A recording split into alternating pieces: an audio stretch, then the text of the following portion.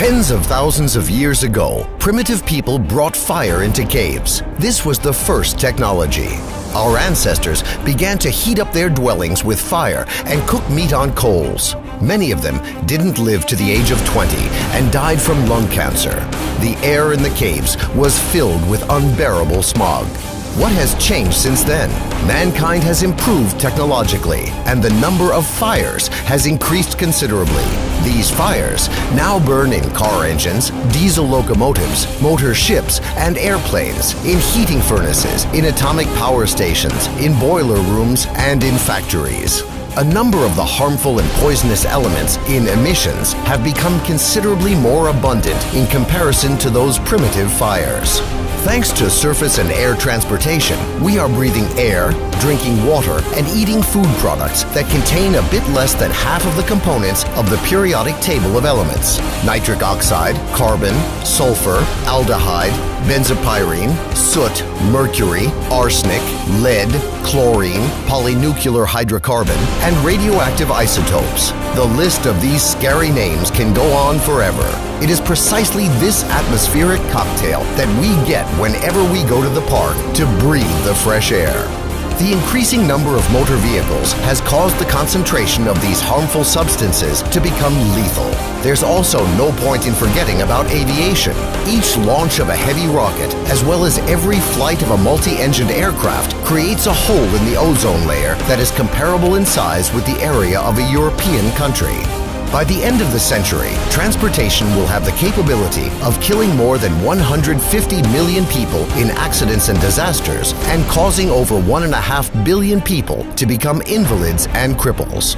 How to avoid making this monstrous sacrifice? How to keep our planet green and not ash gray? Ride horses? Walk?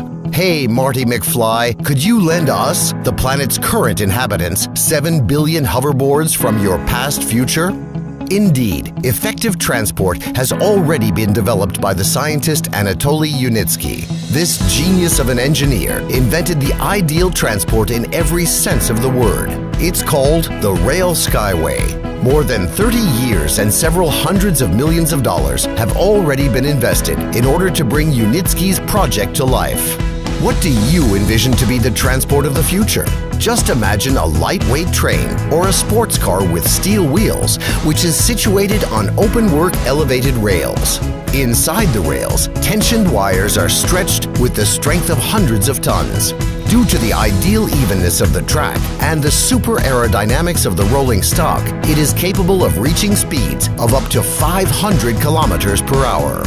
The cost of the trip to you will be 7 times cheaper than that of a conventional train. The level of safety will be 2,000 times higher than traveling by automobile, and a trip will require 10 times less electrical energy or fuel. And that's not the whole story. The tensioned wire rails are mounted onto lightweight but exceptionally durable supports that make it possible to save the layer of fertile soil, which is currently located under highways and railways, from destruction, an area 4 times greater in size than the total territory of Great Britain. This soil will remain alive, it will breathe, and the green plants growing on it will produce sufficient oxygen for billions of people to breathe. In order to implement this form of transport all around the world, it must be compared with equivalent amounts that have already been spent, which today is approximately the same cost as 2 or 3 football players or 1 or 2 paintings by not even the most famous of impressionists. And it is possible to make this a reality with only public funding.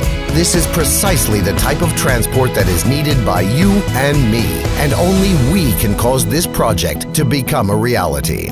Become a co-investor of the public transport future. Invest in the future of your planet. Find out more at www.rsw-systems.com.